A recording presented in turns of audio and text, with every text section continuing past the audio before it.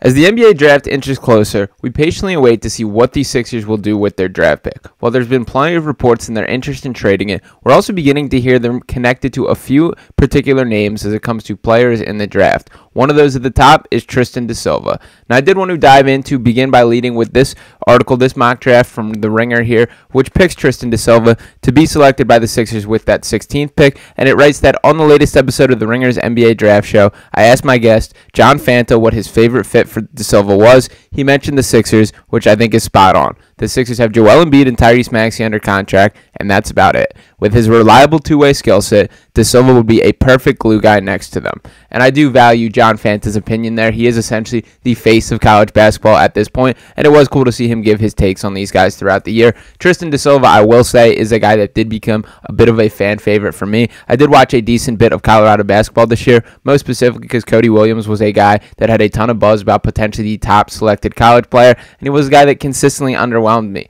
So much to the point that I did come out with this take here that Tristan da Silva is going to be a better NBA player than Cody Williams. And while I don't believe that he has the top end potential of a guy like Cody Williams, what Tristan da Silva is to me is everything these Sixers should be targeting. That he's a high IQ player, he's a switchable, versatile wing, and he's a guy that can make a day one impact. Now, one of the biggest critiques or things held against him is the guy is already 23 years old, that he essentially is what he's going to be at the NBA level. But to me, that's an appeal because those are the type of players these Sixers should be targeting. Look at Jaime Jaquez with the Miami Heat. That was a guy that people criticized last year because of his age, because he was not on the necessary trajectory that people believed for a potential prospect. But look what Jaquez did, that he made a day one impact on that Heat team, played high-level minutes on a team that made it to the playoffs this year, even though they had to play themselves out of the play-in there. But to talk a little bit more about da Silva, let's dive into his stats here. As you can see, he spent 4 years at Colorado. In his senior season, most recently, averaged 16 points per game,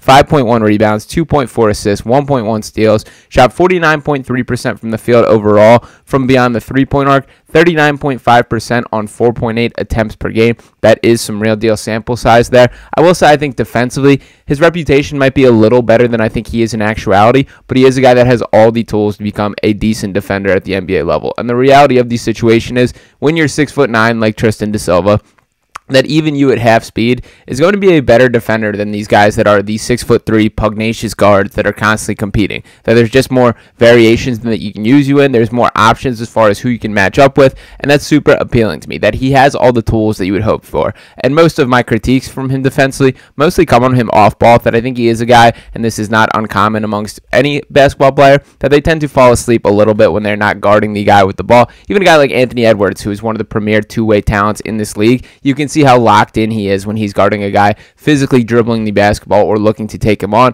and he can get caught snoozing when he's just kind of standing on the corner waiting for a guy off ball. So I see a little bit of that in Tristan da Silva. So I did want to dive a little bit in the strengths and weaknesses that were written in that Ringer article, and they write some of the pluses: that he's an effortless spot-up three-point shooter who's made nearly 40% of his catch-and-shoot threes in his college career. Coordinated at-rim finisher with a knack for opportunistic cuts and sealing off defenders under the rim, then using either hand to hit hook shots. Capable of making every pass, he can run the break or a pick and roll and make creative left-handed wraparound passes to rollers. He makes entry passes look easy. Colorado stuck him in the middle of zones to pick apart defenses. Competitive defender with quickness to switch screens and the awareness to make timely rotations off the ball.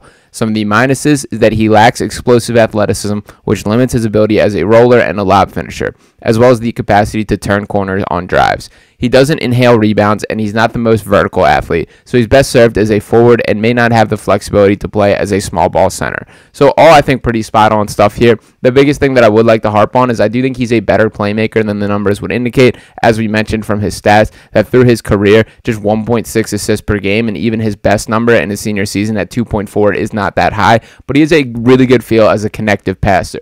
That entry pass little bullet point should be something circled on Daryl Morey's charts, as that is something that the Sixers have struggled with greatly around Joel Embiid and something that is necessary to the team. That is one of the reasons that Nico Batum stood out so much this season, is he was a guy that was just a grown adult capable of making those type of passes.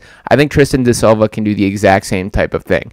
And the ability as a cutter, that is very important to me. That the Sixers have not had good enough amount of guys that can be adequate cutters throughout the Joel Embiid era. That's one of the reasons that Kelly Oubre, I thought, popped this year. That he did find a feel for cutting off Joel Joel Embiid, making those baseline runs and then converting them into dunks. Tristan da Silva does a really nice job, and I think his cuts, obviously, Colorado played a much different style of offense than we'll see at the NBA level, but I think a lot of De Silva's cuts were essentially cutting directly through the lane, catching his defender, snoozing off ball, as I just spoke about, and then finding a layup down there. So that kind of high basketball IQ is something that I think directly translates to the NBA, and that's something that he's going to have to do, is you're creating a shot for yourself without having the ball in your hands, and that's a huge testament to him. Now, to talk a little bit more about the advanced stats, I do like to keep an eye on this as well. His true shooting percentage at 60.6% is excellent there. His effective field goal percentage, 57.2%, awesome. His three-point attempt rate at 40.5%, that's pretty much what we're going to see at the NBA rate. Now, the free throw rate is one of the bigger critiques for Tristan da Silva, just 25.8% here.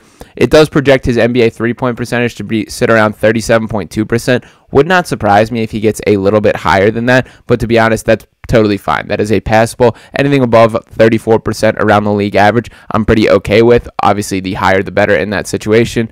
The 1.35 assist to turnover ratio is very intriguing there. That's something that speaks to his IQ with the basketball in his hand. Also a 19.8 PER. His defensive win shares are one of the things that's a little bit concerning, as well as the defensive rating. I find a hard time buying into these stats completely, that I think these are honestly team stats that tend to get individualized in a way that I don't always think is fair. I've seen this slide in the other direction as well, that we see a guy like Nikola Jokic always lead the league in these types of statistics, which I don't think Jokic is as poor of a defender as sometimes is made out to be, but he certainly is not a guy that I believe should be leading the league in win shares for what he does defensively. And if I just want to call it how I see it, I think a guy like Aaron Gordon on that Nuggets team is more important to what they do defensively. And I don't mean to make this a critique, but I'm just saying I think at times that statistic can be flawed.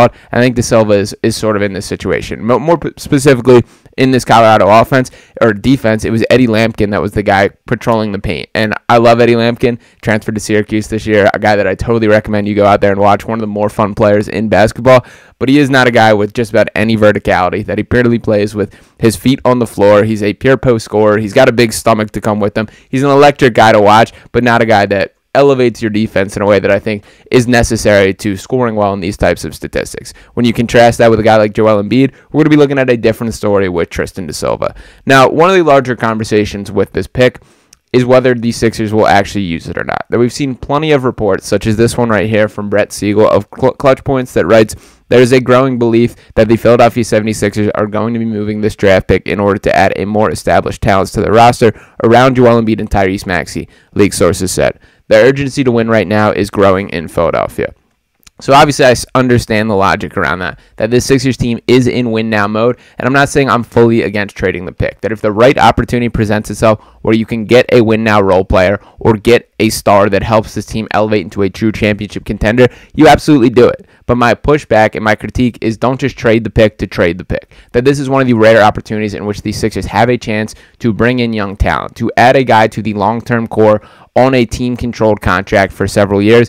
And that's tough to pass up in my mind. A guy like Tristan da Silva, he may not be this shoot-for-the-moon prospect in the way that people often hope for in the draft. But what I can pretty much guarantee right now, how I feel about him at this very moment, is he's going to be a playable, rotational NBA wing. And the Sixers should be doing everything possible to get as many of those as they can. That I do think that is the secret to this roster construction, is you have your two guys in Tyrese Maxey and Joel Embiid as the faces of the franchise, the stars of the team, and surrounding them should be these athletic, versatile wings. These guys that can all do a little things different. I do think Da Silva is going to be a good enough three-point shooter. I think he impacts the game at enough ways outside that. I think that the playmaking thing is a real factor. I've had a hard time putting an exact kind of player comp on him, but he is cut from a little bit of like the Michael Porter Jr. / Aaron Gordon type mold. When you look at how Denver uses those guys, he's not quite a carbon copy of either of these guys. He's probably a little bit closer to Aaron Gordon in my mind, but that archetype of player that can complement the bigger stars, a true wing, a good defender. He is a guy that I think will grow into an even better defender at the NBA level when he has a little less on his plate, when he's not asked to